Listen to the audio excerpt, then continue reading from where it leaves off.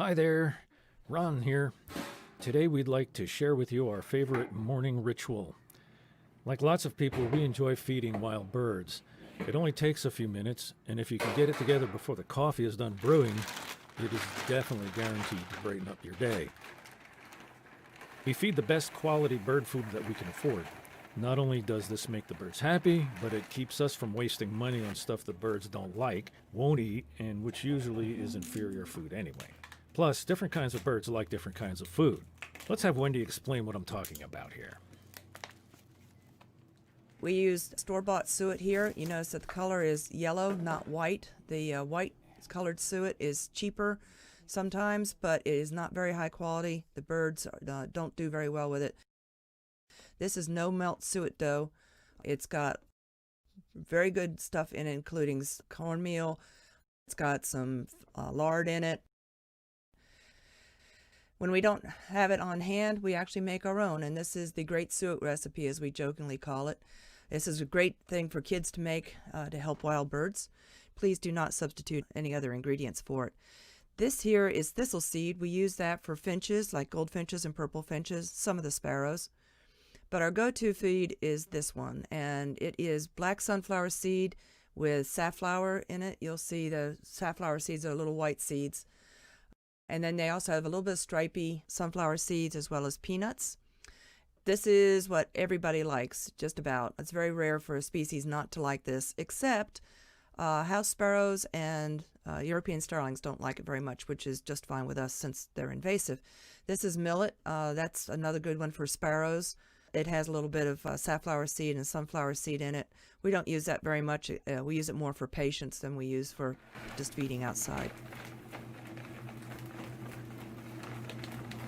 Okay, alrighty, let's feed the birds.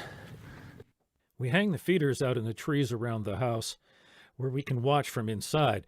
If you hang the feeders too close to the house, it will increase the chances of birds killing themselves on your windows when they mistakenly fly into the reflections of the feeder in the glass. So don't do that. Keep them away from the house. We also keep them high enough off the ground so that the cats can't get at them, and space them far enough away from each other so that different groups of birds can feast without too much competition. Depending on the kinds of birds you have, you will pretty much be able to decipher the social order of the neighborhood. They definitely have their own pecking order. So, now that the bird feeders are out and you've settled in with your cup of coffee or whatever else you like to drink in the morning, it's time to spend about 2 or 3 minutes watching the birds at the bird feeder. And one never knows. If you watch to the very end of this video, you might be surprised what shows up at the bird feeder.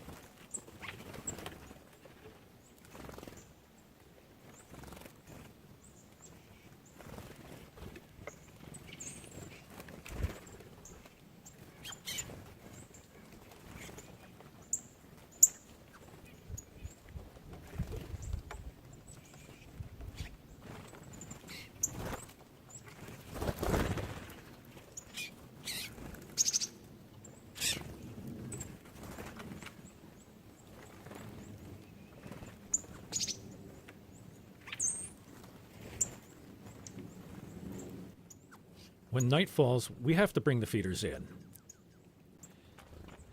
Hi.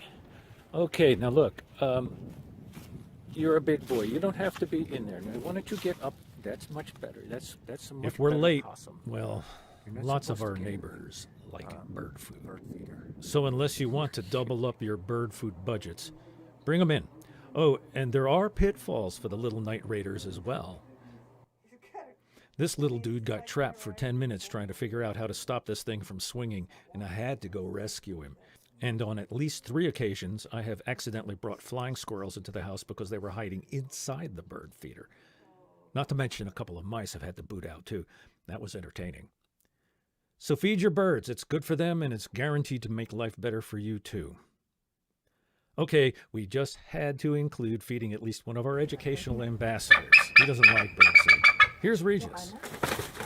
No, you have to jump to it. Come on. Attaboy. That's it. Good boy.